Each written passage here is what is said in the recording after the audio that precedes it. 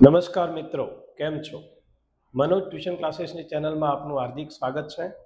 પ્રથમ પરીક્ષાના અસાઇનમેન્ટ આવી ગયા છે.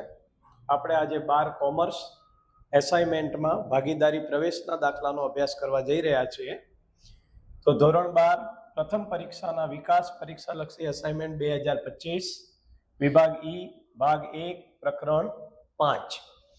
નીચે આપેલા પ્રશ્ન 42 થી 46 માંથી કોઈ પણ 3 પ્રશ્નોના માગ્યા મુજબ ગણતરી કરીને જવાબ આપો. પ્રત્યેક દાખલો 8 ગુણનો છે અને ટોટલ 3 દાખલાના 24 ગુણ. આજે આપણે દાખલા નંબર 4 નો અભ્યાસ કરી રહ્યા છીએ. શાહ અને પટેલ 2:1 ના પ્રમાણમાં નફો નુકસાન વહેંચતા ભાગીદાર છે. તેમનું પાકું સરવૈયું નીચે મુજબ છે. સૌ પ્રથમ આપણે પાકા સરવૈયાને ધ્યાનથી જોઈશું. પહેલું આપ્યું છે મૂડી ખાતા, શાહ અને પટેલ 90,000, 60,000, ટોટલ 1,50,000.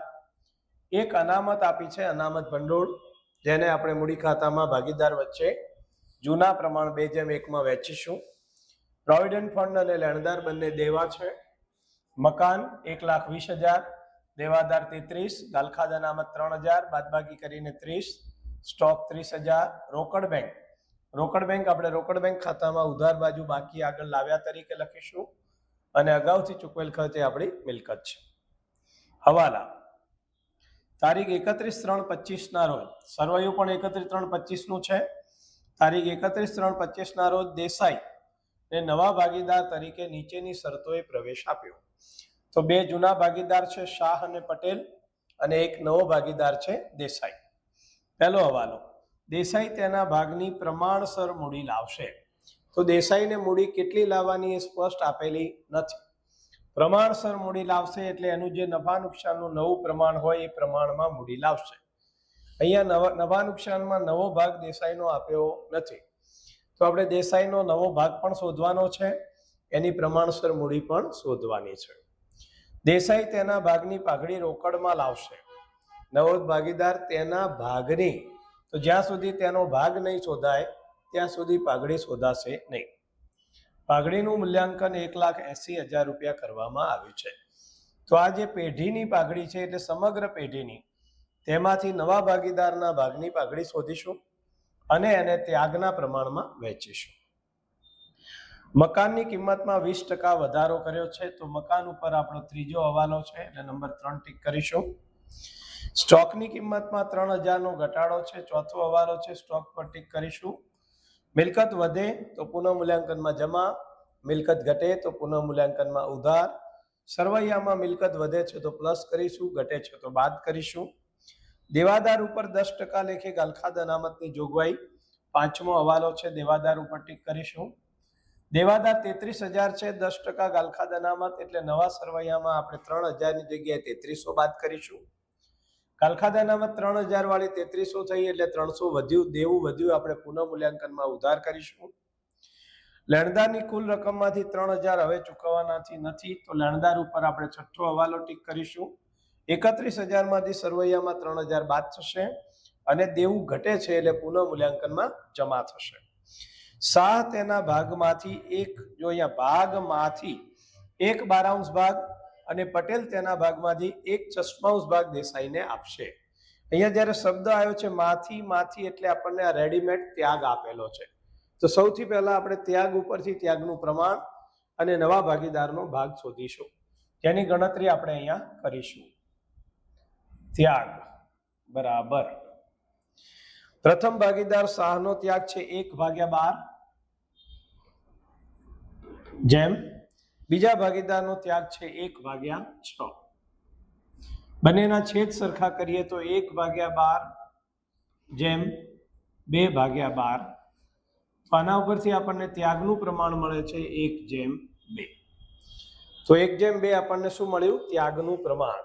હવે નવા ભાગીદાર દેસાઈનો ભાગ, દેસાઈનો ભાગ બરાબર જૂના બંને ભાગીદારોનો ત્યાગ એટલે કે શાહનો ત્યાગ વત્તા પટેલનો ત્યાગ. શાહનો ત્યાગ વત્તા પટેલનો ત્યાગ.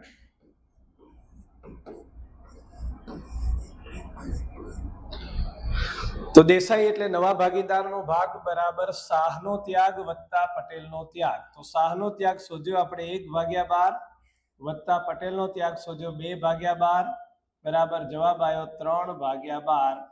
છેદ ઉડાડીએ તો 1/4. તો અહીંયા દેસાઈ એટલે નવા ભાગીદારનો ભાગ આપણને મળી ગયો 1/4. હવે પાઘડીની પણ ગણતરી સાથે સાથે કરી દઈએ. પાઘડીની ગણતરી. ચાલો, પેઢીની કુલ પાઘડી કેટલી છે? પેઢીની કુલ પાઘડી બરાબર, તો આપણને હવાલા નંબર 2 માં આપેલી છે પેઢીની કુલ પાઘડી 1,80,000.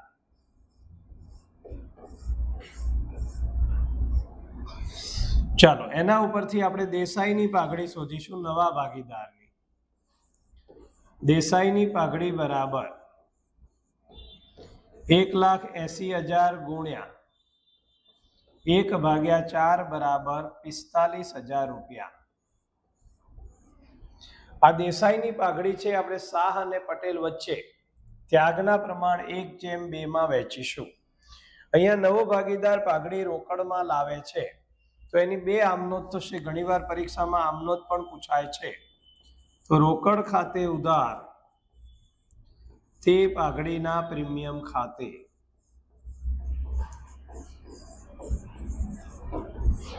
રોકડ ખાતે ઉધાર 45,000, પાઘડીના પ્રીમિયમ ખાતે જમા 45,000. અને બીજી નોંધ થશે પાઘડીના પ્રીમિયમ ખાતે ઉધાર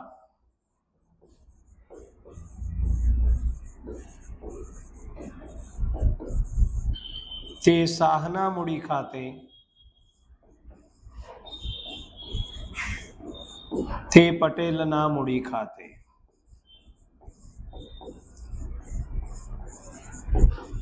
પાઘડીના પ્રીમિયમ ખાતે ઉધાર 45,000. 45,000 ને 1/2 માં વહેંચીશું એટલે 15,000 અને 30,000. તો આ થઈ ગઈ આપણી પાઘડીની ગણતરી. હવે છેલ્લે શું માંગ્યું છે એ જોઈ લો. જરૂરી ખાતા અને પાકું સરવૈયું. તો આટલી ગણતરી કર્યા બાદ હવે આપણે મૂળ દાખલાની શરૂઆત કરી રહ્યા છીએ. તો પ્રવેશમાં જરૂરી ખાતા કયા કયા બને? તો પહેલું ખાતું આપણે બનાવીએ છીએ પુનઃ મૂલ્યાંકન ખાતું, જેનું બીજું નામ છે નફા નુકસાન હવાલા ખાતું. તો પુનઃ મૂલ્યાંકન ખાતું બનાવી દીધું છે. ડાબી બાજુ ઉધાર, જમણી બાજુ જમા. ત્યારબાદ આપણે બીજું ખાતું બનાવીએ છીએ ભાગીદારોના મૂડી ખાતા, જેમાં વિગત શાહ પટેલ દેસાઈ, વિગત શાહ પટેલ અને દેસાઈ. ત્રીજું ખાતું આપણું બનશે રોકડ કે બેંક ખાતું, વિગત રકમ વિગત રકમ. બંનેમાં ડાબી બાજુ ઉધાર અને જમણી બાજુ જમા એવું હેડિંગ આપણે લખી દઈશું, જેથી આપણે લખવામાં પણ કોઈ ભૂલ ન પડે, સમજવામાં પણ ભૂલ ન પડે.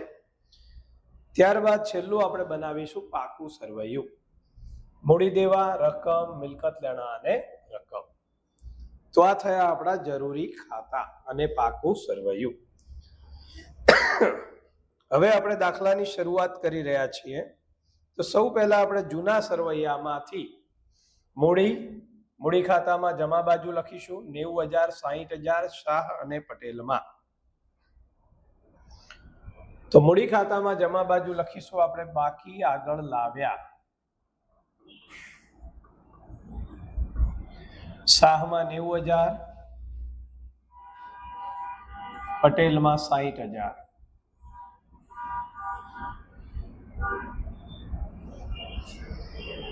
ત્યારબાદ જૂના સરવૈયામાં અનામત આપ્યું છે.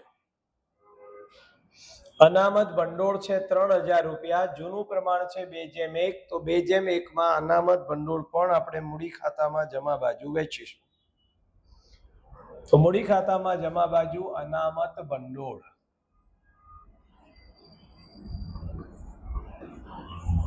$3,000 ને 2/1 માં વેચીશું એટલે પ્રથમ ભાગીદારમાં 2,000 અને બીજા ભાગીદારમાં 1,000, નવા ભાગીદારમાં ડેશ.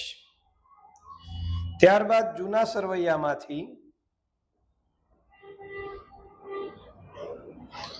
મિલકત લેણા બાજુથી રોકડ અને બેંક સિલક, જેનું આપણે ખાતું બનાવ્યું છે 15,000.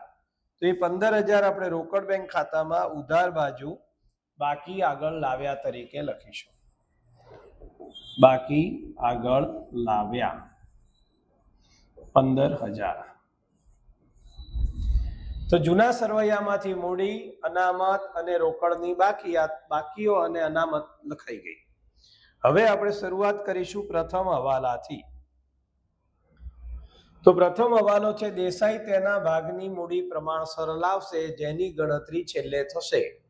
કારણ કે પ્રમાણસર મૂડી જ્યારે લાવવાની હોય ત્યારે મૂડી ખાતા બંધ કરી આખર બાકી શોધ્યા પછી નવા ભાગીદારની મૂડી શોધાશે. બીજો હવાલો છે દેસાઈ તેના ભાગની પાઘડી રોકડમાં લાવશે. તો અહીંયા દેસાઈનો ભાગ આપેલો ન હોવાથી સૌ પ્રથમ આપણે 7મા હવાલાની ગણતરી કરી કે શાહ તેના ભાગમાંથી 1/12 ભાગ અને પટેલ તેના ભાગમાંથી 1/16 ભાગ આપે છે. તો અહીંયા ભાગમાંથી શબ્દ છે એટલે બંનેનો રેડીમેડ ત્યાગ આપેલો છે.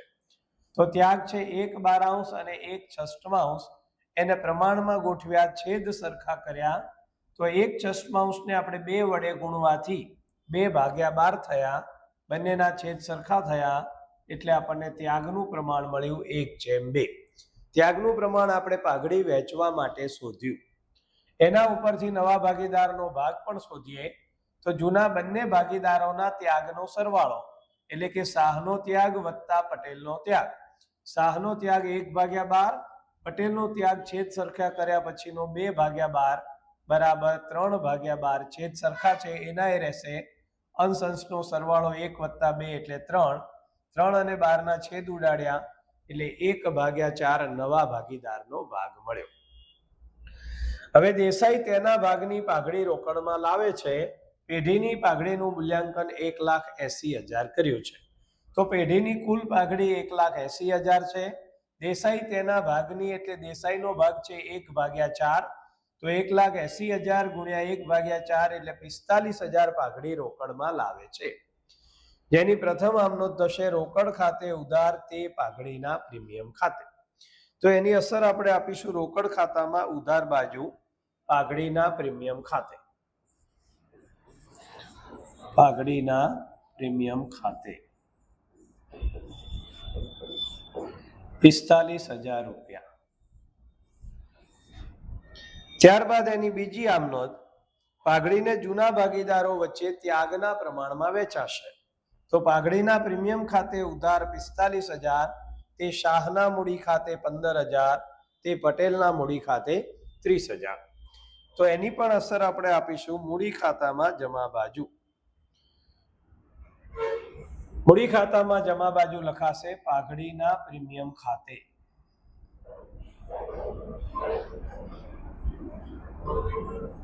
આપણે 1/2 માં વેચ્યા ત્યાગના પ્રમાણમાં એટલે 15,000 અને 30,000. તો પાઘડી રોકડમાં આવી. રોકડમાં ઉધાર બાજુ 45, મૂડી ખાતામાં જમા બાજુ ત્યાગના પ્રમાણમાં 15,000 અને 30,000 એટલે કે 1/2 ના પ્રમાણમાં. ત્યારબાદ આપણે નેક્સ્ટ હવાલા ઉપર જઈશું.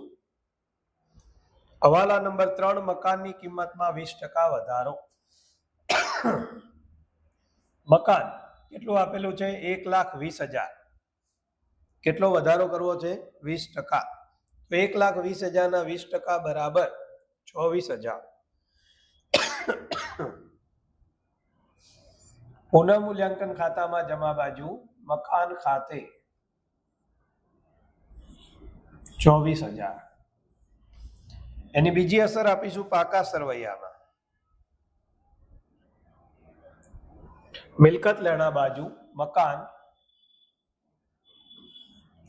1,20,000 વત્તા વધારો 20%, 24,000, ટોટલ 1,44,000. ચાલો ત્યારબાદ નેક્સ્ટ હવાલો.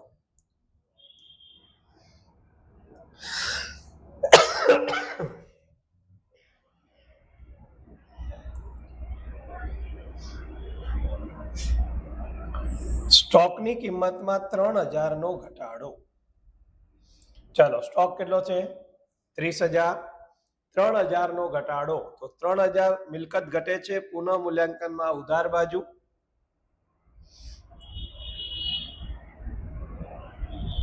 અને પાકા સરવૈયામાં મિલકત લેણા બાજુ. સ્ટોક 30,000 માઇનસ ઘટાડો 3,000 બાદ બાકી 12 આવશે 27,000, અને મિલકત ઘટી છે એટલે પુનઃ મૂલ્યાંકનમાં ઉધાર બાજુ સ્ટોક ખાતે ઘટાડો 3,000. ચાલો નેક્સ્ટ હવાલો. દેવાદાર ઉપર 10% ગાલખાદ અનામતની જોગવાઈ. દેવાદાર કેટલા આપેલા છે? 33,000. 33,000 ના 10% ગાલખાદ અનામત 3300 આપણે સરવૈયામાંથી બાદ કરીશું, પણ જૂની ગાલખાદ અનામત 3,000 છે. આપણે નવી ગાલખાદ અનામત 3300 આવી તો દેવું 300 રૂપિયા વધ્યું, એટલે પુનઃ મૂલ્યાંકનમાં ઉધાર બાજુ ગાલખાદ અનામત આવશે 300 રૂપિયા. તો પુનઃ મૂલ્યાંકનમાં ઉધાર બાજુ ગાલખાદ અનામત ખાતે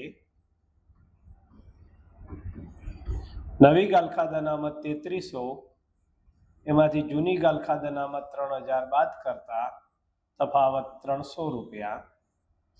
બીજી અસર પાકા સરવૈયામાં મિલકત લેણા બાજુ દેવાદાર 33,000 માઇનસ ગાલખાદ અનામત 10% 3300 બાદ બાકી 12 આવશે 29,700. ચાલો ત્યારબાદ નેક્સ્ટ હવાલો.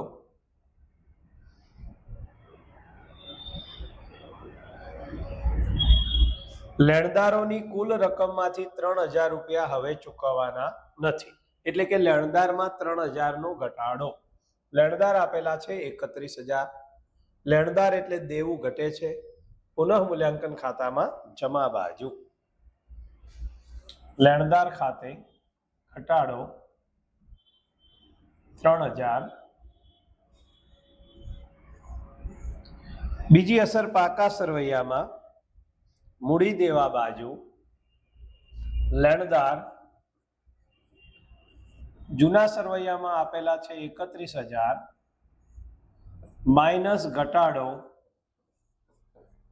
3,000, 12 આવશે 28,000. ફરી પાછા આપણે આવી જઈએ હવાલામાં.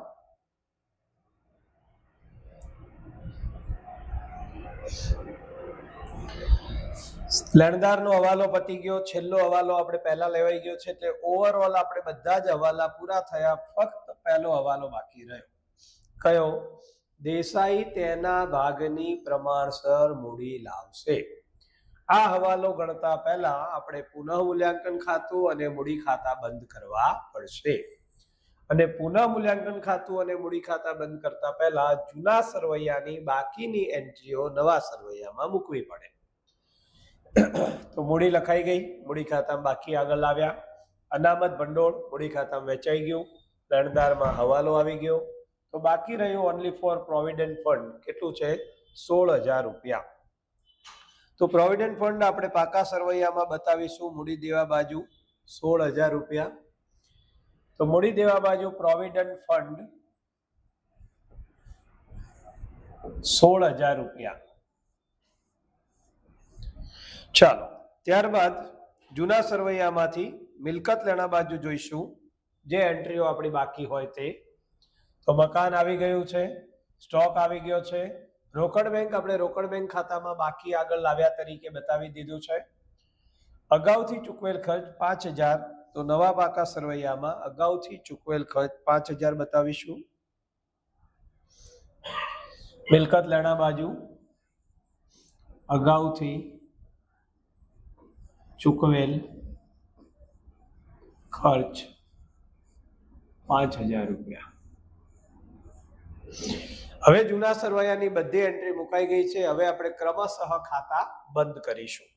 પહેલો હવાલો બાકી છે, યાદ રાખવાનો રહેશે. સૌ પ્રથમ આપણે બંધ કરીશું પુનઃ મૂલ્યાંકન ખાતું. ચાલો, પુનઃ મૂલ્યાંકનમાં જોઈશું કઈ બાજુ રકમ વધારે છે. તો જમા બાજુ વધારે છે, 24,000 અને 3,000 એટલે 27,000. ઉધાર બાજુ આપણે એના 27,000 પહેલા લખી દઈશું. 27,000 માંથી 3300 રૂપિયા બાદ કરો. 27 માંથી 3 જાય તો 24, એમાંથી 300 બાદ કરો તો 23,700 રૂપિયા. આ આપણને મળ્યો છે, એને કહેવાય નફો. અને નફો આપણે ક્યાં લઈ જઈશું? ભાગીદારોના મૂડી ખાતે. કયા ભાગીદારો વચ્ચે વેચીશું? જૂના ભાગીદારો શાહ અને પટેલ. જૂના ભાગીદારો વચ્ચે જૂના પ્રમાણમાં વેચાશે. જૂનું પ્રમાણ છે આપણું 2:1 અને 2:1 છે એટલે આપણે એને 3 વડે ભાગીશું. 3 સીતા 21, 2 વધ્યા 27, 3 નવા 27. તો 2:1 એટલે પટેલના ભાગે નફો આવ્યો 1/3 અને શાહના ભાગે નફો આવશે 2/3, એટલે કે આનાથી ડબલ. તો 7 દુ 14 અને 900 દુ 1800 એટલે 15,800. આપણે કેલ્ક્યુલેટરની છૂટ છે. 23,700 ગુણ્યા 2/3, 23,700 ગુણ્યા 1/3. નફાની બીજી અસર આપણે ક્યાં લઈ જઈશું? મૂડી ખાતામાં જમા બાજુ. 15,800 અને 7,900. 15,800 અને 7,900. ક્યાંથી લાયા નફો? પુનઃ મૂલ્યાંકન ખાતેથી. તો પુનઃ મૂલ્યાંકન ખાતે કૌંસમાં નફો. હવે આપણે નવા ભાગીદારની મૂડી શોધવી છે, પણ એ પ્રમાણસર મૂડી લાવે છે. તો એના માટે આપણે પહેલા જૂના ભાગીદારોના મૂડી ખાતા બંધ કરીશું. 90,000, 2,000, 15,000 અને 15,800 એનો સરવાળો કરીએ તો પહેલા 800, 5 ને 5 10 ને 2 12 નો બગડો વધી 1, 1 ને 1 2 ને 1 3 ને 9 12 એટલે 1,22,800. ચાલો આનો સરવાળો કરીએ તો પહેલા 900 એના એ જ આવશે, 7 ને 1 8, 6 અને 3 9, 98,900. આનો આજ સરવાળો આપણે ઉધાર બાજુ મૂકી દઈશું. 1,22,800 અને 98,900. મૂડી ખાતાનો તફાવત પણ એ જ આવશે એમનો 98,900 અને પ્રથમ ભાગીદારમાં 1,22,800. એની સામે આપણે વિગત લખીશું બાકી આગળ લઈ ગયા. ચાલો હવે એના ઉપરથી આપણે કોની મૂડી શોધવાની છે? દેસાઈની મૂડી શોધવી છે. તો એની આપણે ગણતરી કરીશું. દેસાઈનો ભાગ છે 1/4. તો આટલામાં ગણતરી આવી જશે. ધારો કે પેઢીનો કુલ નફો 1, ધારો કે પેઢીનો કુલ નફો અથવા કુલ ભાગ બરાબર 1 માઇનસ દેસાઈનો ભાગ 1/4. 1 માંથી 1/4 બાદ કરો એટલે 3/4 શું કહેવાય? વધેલો ભાગ. આ જે વધેલો ભાગ છે કોના માટે છે? જૂના ભાગીદાર માટે. હવે જૂના ભાગીદારની મૂડી કેટલી છે આપણે હાલ શોધી. જૂના ભાગીદારોની મૂડી બરાબર તો 1,22,800, 1,22,800 વત્તા 98,900 બંનેનો આપણે સરવાળો કરીએ તો 0 0, 9 ને 8 17 નો 7 વધી 1, 8 ને 1 9 ને 2 11 નો 1 વધી 1, 9 ને 1 10 ને 2 12 નો બગડો વધી 1, 1 ને 1 2. તો 2,21,700 જૂના ભાગીદારોની મૂડી આવી. જૂના ભાગીદારોનો વધેલો ભાગ કેટલો છે? 3/4. તો 3/4 ભાગે એમની મૂડી આવી છે 2,21,700 તો 1/4 ભાગે નવા ભાગીદારની મૂડી કેટલી? અહીંયા 4 4 ઉડી જશે.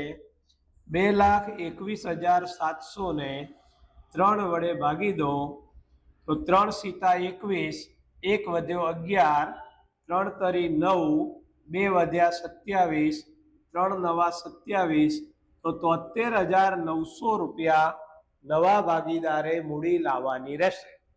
નવા ભાગીદારનું નામ છે દેસાઈ. તો દેસાઈ 73,900 મૂડી લાવશે, જેની આમનોંધ થશે રોકડ ખાતે ઉધાર. તો રોકડ ખાતામાં ઉધાર બાજુ દેસાઈના મૂડી ખાતે 73,900. એની બીજી અસર થશે મૂડી ખાતામાં જમા બાજુ રોકડ ખાતે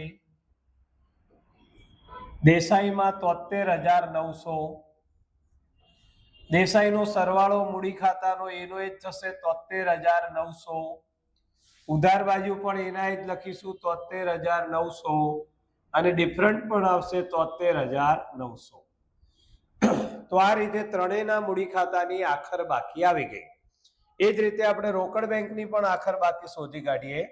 તો સરવાળો આવશે, પહેલા છેલ્લા 3 આંકડા લઈએ તો 900, 5 ને 5 10 ને 3 13 નો તગડો વધી 1, 1 ને 1 2 ને 4 6 ને 7 13, એટલે કે 1,33,900.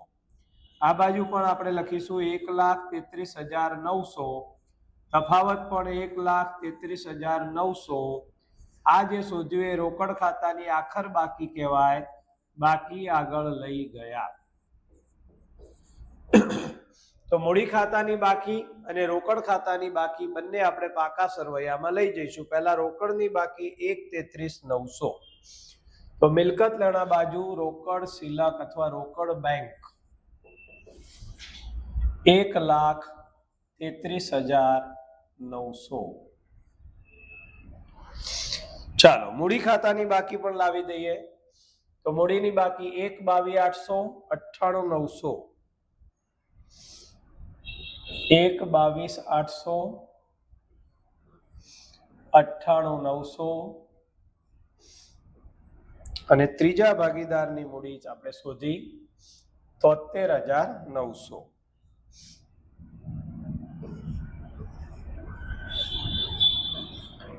અહીંયા હેડિંગ લખીશું આપણે મૂડી ખાતા. પહેલો ભાગીદાર છે શાહ, બીજો પટેલ અને ત્રીજો છે દેસાઈ. ત્રણેયની મૂડીનો હવે આપણે સરવાળો કરીશું. 9 ને 9 18 ને 8 26 નો છગડો વધી 2, 2 ને 2 4 ને 8 12, 12 ને 3 15 નો પાંચડો વધી 1, 2 ને 1 3 ને 9 12 ને 7 19 નો નવડો વધી 1, 1 ને 1 2. તો 2,95,600 કુલ મૂડી આવી. હવે આપણે પાકા સરવૈયાનો બંને બાજુ સરવાળો કરીશું. તો પહેલા 600 ના 600, 5 5 ને 8 13, 13 ને 6 19 નો નવડો વધી 1, 9 ને 1 10, 10 ને 2 12, 12 ને 1 13 નો તગડો વધી 1, 2 ને 1 3, એટલે કે 3,39,600. આ બાજુ પણ સરવાળો ચેક કરી લઈએ. 700 અને 900 1600, એટલે 1600 માં 600 વધી આવી 1, 4 ને 1 5, 5 ને 7 12, 12 ને 9 21, 21 ને 5 26, 26 ને 3 29 નો નવડો વધી આવી 2, 2 ને 3 5, 5 ને 2 7, 7 ને 2 11, 11 ને 4 15 નો પાંચડો વધી આવી 1, 1 ને 1 2, 2 ને 1 3. 3,59,600. આ બાજુ 3,39,600 થાય છે. સરવાળો એકવાર ફરી ચેક કરી લઈએ. 7 ને 9 16 નો છગડો વધી 1, 3 ને 1 4 ને 5 9 ને 7 16 ને 7 23 ને 4 27, 23 ને 4 27. ગરબડ થઈ ગઈ સરવાળામાં. ચેક કરજો ભાઈ કેલ્ક્યુલેટર લઈ.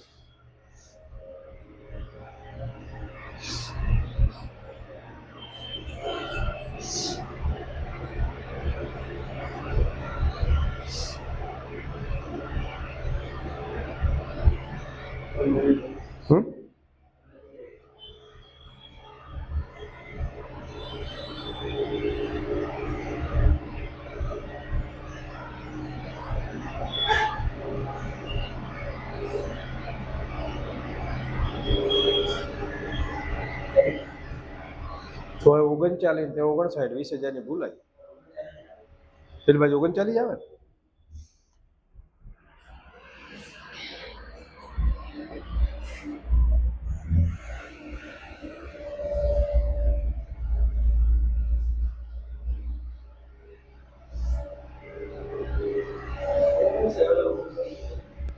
ચલો સરવાળો 3,39,600, તો સરવાળો એટલો જ થાય છે 3,39,600.